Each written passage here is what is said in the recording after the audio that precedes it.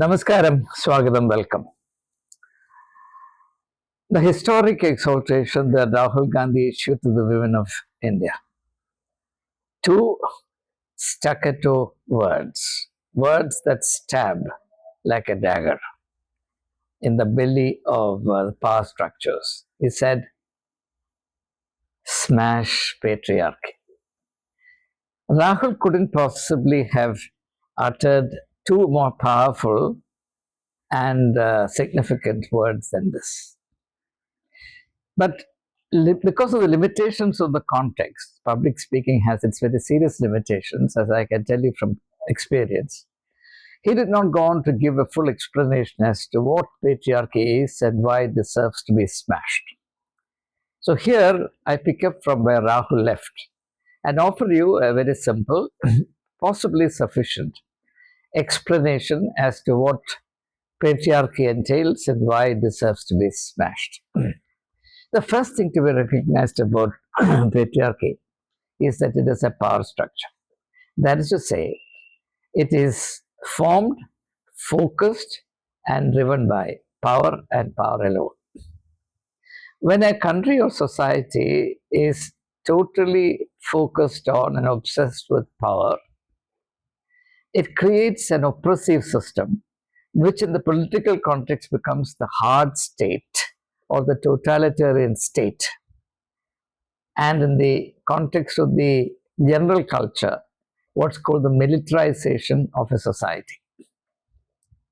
So the defining aspect of patriarchy, therefore, is that in patriarchy, a particular center of authority exercises total and brutal control over all aspects of life, particularly all aspects of life pertaining to women. So it's from this patriarchal mindset that everything that's not compatible with its interest has to be either controlled or brutally eliminated. And therefore, we can now see in perspective the significance, the patriarchal character of the goal that Modi and Shah set for themselves right at the outset to create a Congress Mukt Bharat, which actually also means an opposition Mukt Bharat, because opposition is incompatible with the idea of absolute patriarchy, because in patriarchy, there can be no counter opinion or dissent to what the central authority dictates.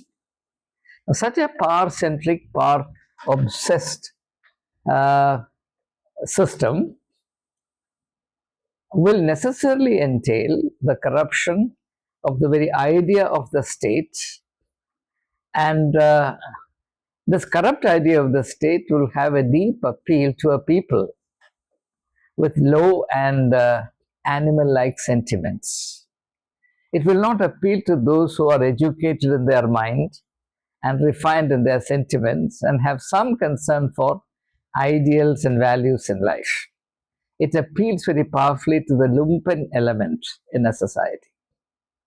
Surely, such a prospect would not have appealed to the first generation that inherited India's independence, that was still under the influence of the Gandhian vision of life. In contrast, we are now moving closer to Godse, and we know what Godse stands for. Godse says in so many words that bullets are more useful than Ram. When Gandhi was shot, he said, "Hey Ram, you may build a temple for Ram, but your faith will be entirely in bullets." This is precisely the truth of the matter, but the truth that is not meant to be spoken. So therefore, such a scheme of things, such a situation, such a state of affairs will appeal very powerfully to those who have crude instincts.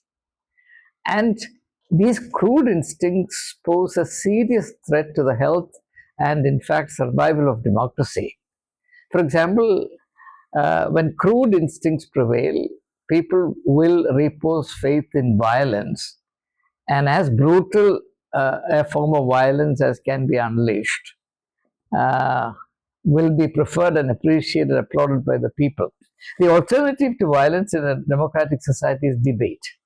So you find in contemporary India a decline of the culture of debate, which is also reflected in the proceedings of the parliament, which generate more noise than sense. The less said about it, the better.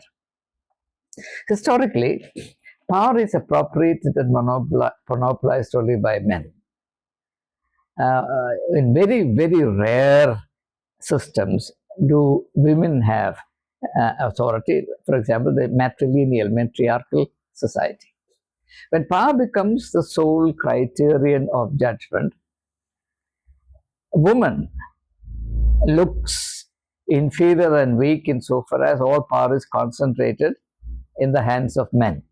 Power becomes the standard of judgment, and therefore, judged by that standard, those who have no power, are weak and inferior.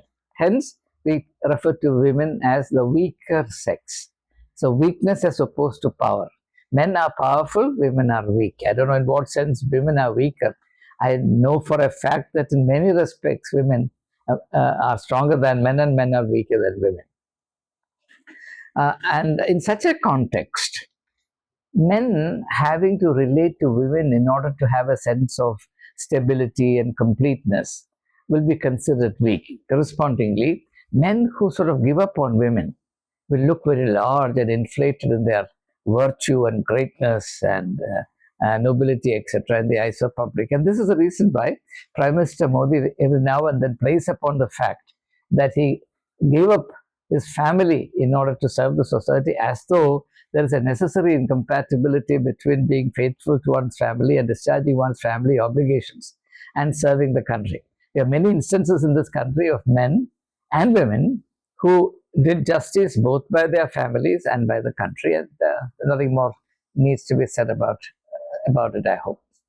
Now, power necessarily expresses itself in terms of control. Power is nothing if not the right to control. History is, in one sense, the story of man controlling woman, and all the many strategies, systems, and structures, including ideologies as well as religious outlooks, that men and men alone have created and institutionalized in the past in order to shore up their sagging power orientation and power lust and control orientation. Control operates primarily by limiting freedom of choice. First of all, we found that patriarchy is nothing but power. Then I said power operates in terms of control. And now we come to the point, what does control mean? How does it operate? Control operates in terms of limiting freedom of choice, whereas democracy stands and swears by freedom of choice. So, patriarchy is diametrically opposite to democracy. Therefore, you can't have democracy in the true sense of the term in a patriarchal society. This is pure and simple. Now, to understand this better, just consider one thing. Men of power will not have anyone or anything control them or limit them, but they will insist on controlling everybody else. That is why in India, all democratic institutions have been taken over, captured, which means they are now firmly under control.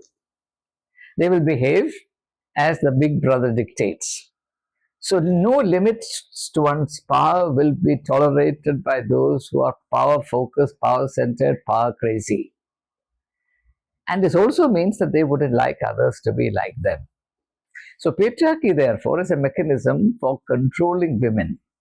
And now we go on to examine some of these locations of control as regards women exercised tyrannically by men across the centuries. It's nothing new, it's nothing peculiar to the Indian society, though all the patterns that I'm going to share with you can be found very clearly and powerfully operative in the Indian context. First of all, men have always arrogated to themselves the right to control the feelings of women, particularly the feeling of love.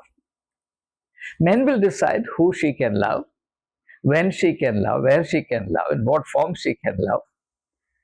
For example, A lower caste woman cannot marry a high caste man.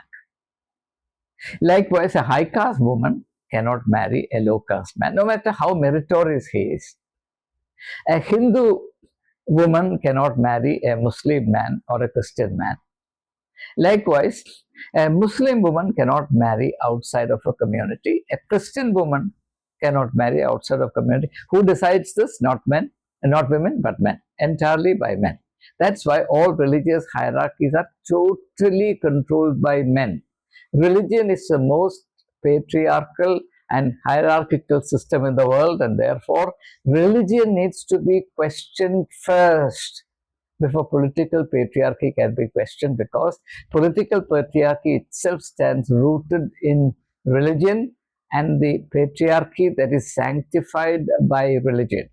In fact, religion is the source and the origin of this curse on humanity. So the first thing, patriarchy controls and commands the love life of the woman. I have identified some aspects, so let's move on. The second aspect of a woman's life that patriarchy controls is what she wears.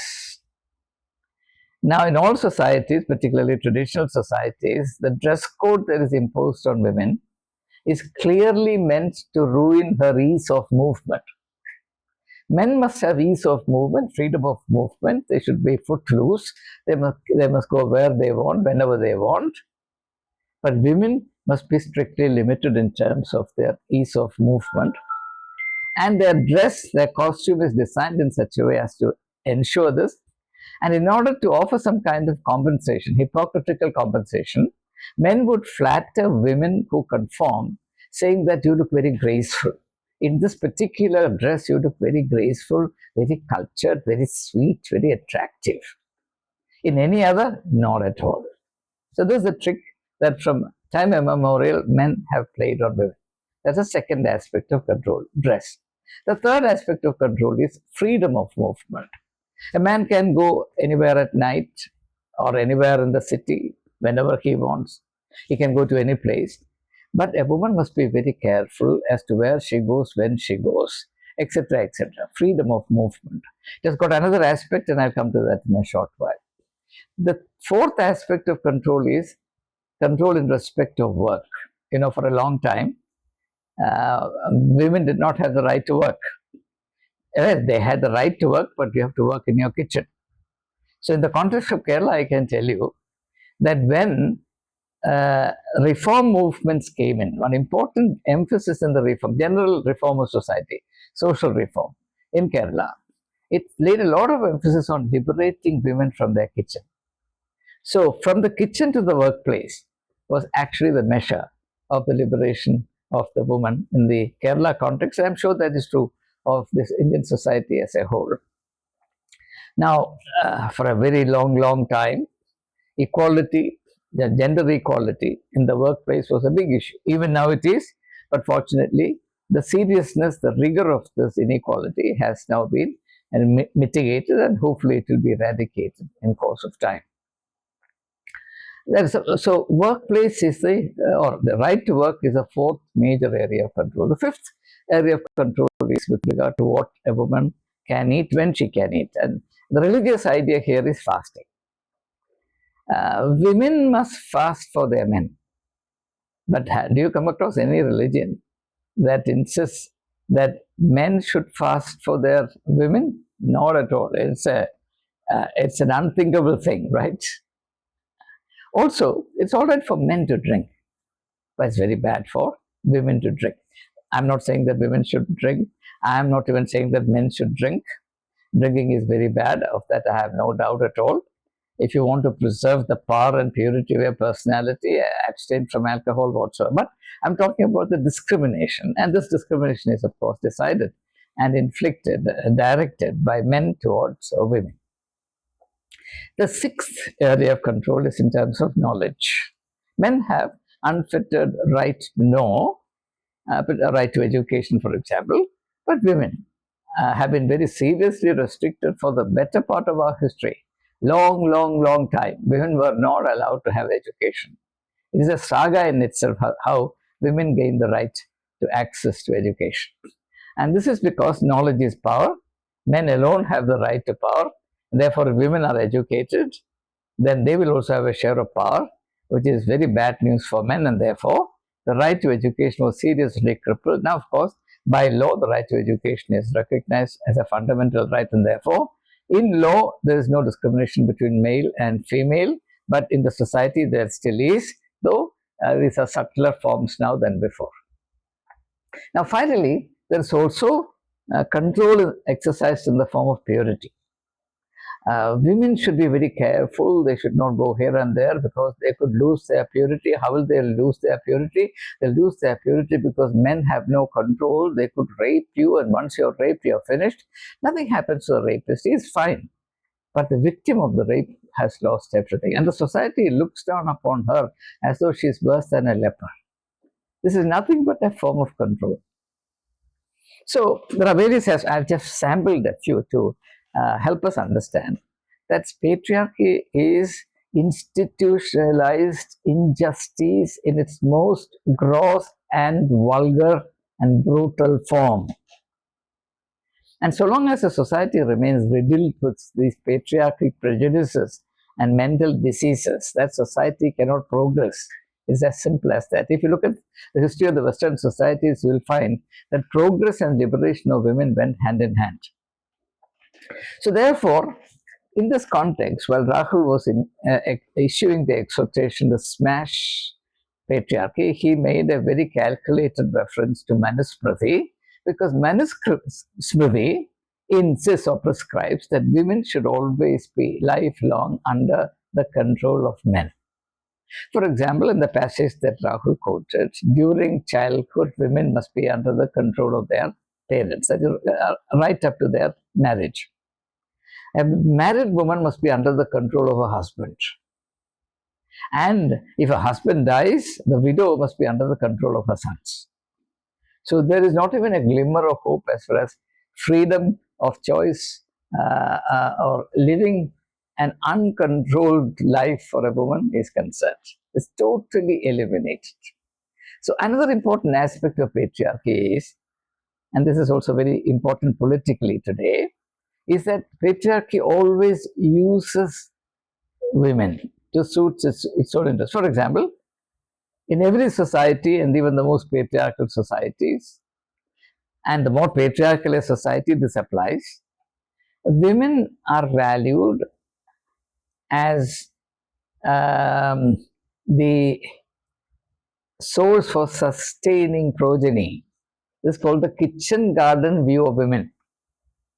The woman's value is that she participates in procreation and ensures that the man has successors. So, woman is valuable. Now, because the woman is valuable, the patriarchal society will accommodate women on its peripheries by offering tokens. It's called tokenism. For example, we make much of the fact that India has a woman president. But whether a woman becoming a president makes any difference to the social status of women in India is a question that is never asked. Does the ground reality change? Will it ever change because somebody is appointed president, and the actual plight of the president, we all know, and nothing needs to be said about it.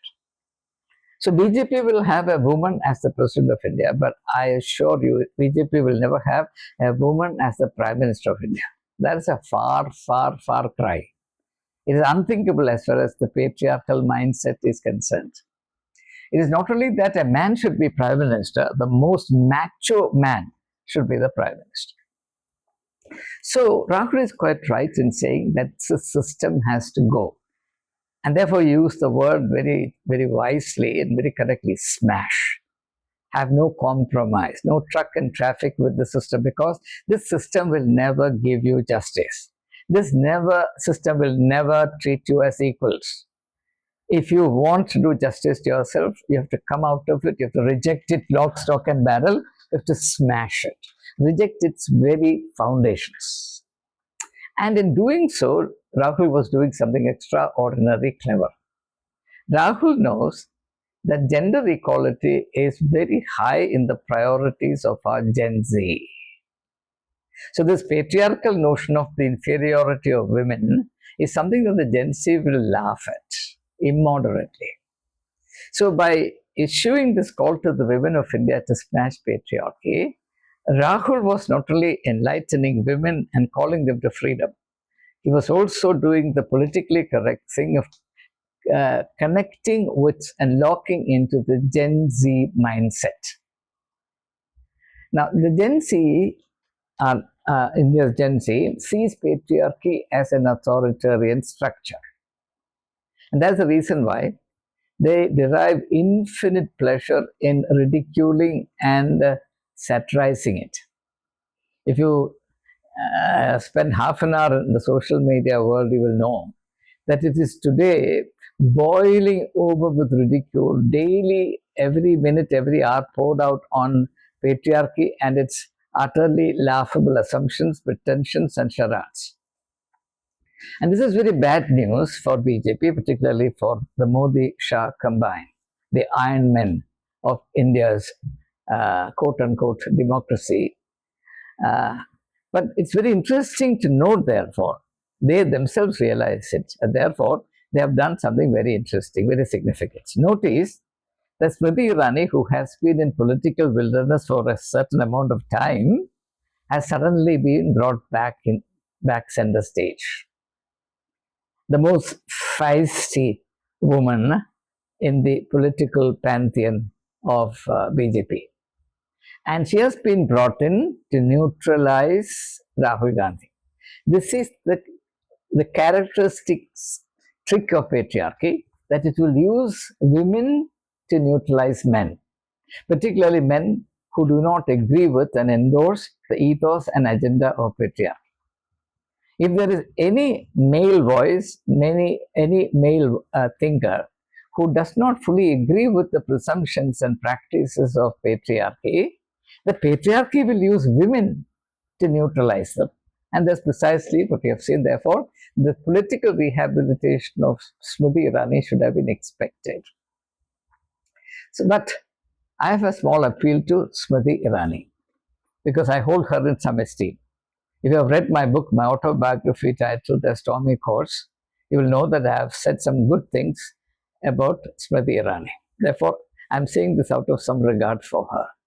She should know that in the post-Jantar Mantar era in India, her playing this role, this assigned role to protect patriarchy and to neutralize the voice of the only man politically consequential in India who is calling out to liberate women from the clutches of patriarchy, allowing herself to be used as a tool and instrument to accomplish this indefensible goal will discredit her absolutely. And I'm surprised that Smriti Irani, who has some common sense, at least I would like to think so, does not see this. So Gen Z will see her only as a stooge who lacks self-respect, willing to be hired to do a job that these powerful men do not wish to condescend to do.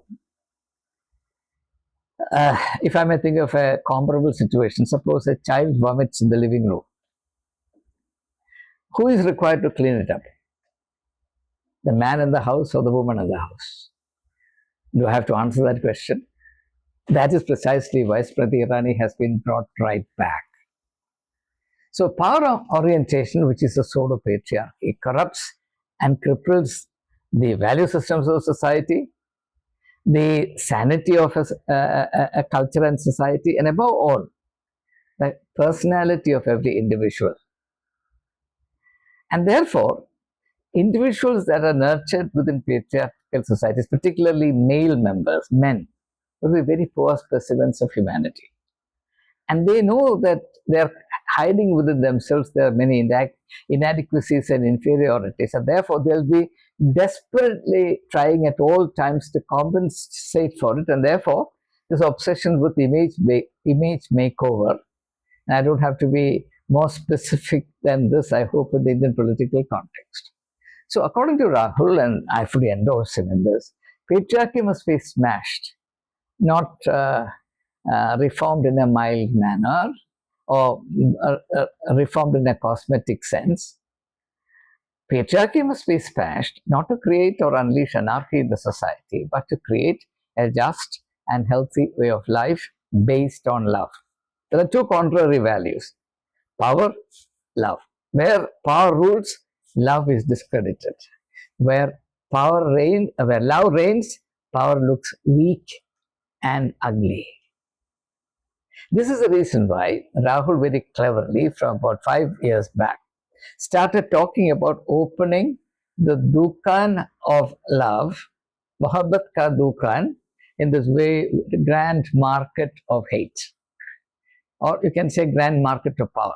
So he understands this pattern because he's a man who reads, who thinks, he's educated, he understands what is what. He has a philosophical bent of mind, which is something that the BJP fears, and that's the reason that they have gone all out to discredit him as Papu. He's anything but Papu, as they realize now, to their own chagrin, their own consternation, their own fear. So he understands that the polar opposites in human life is power on the one hand and love on the other.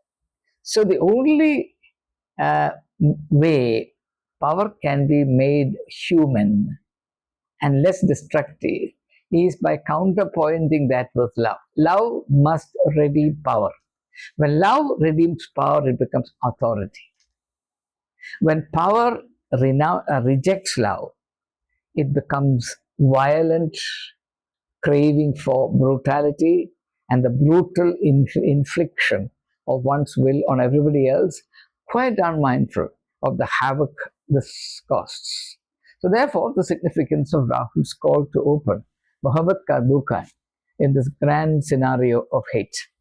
It is quite revealing as well. When hate is exalted as a national virtue and a profitable business, love looks naive, weak, and ridiculous.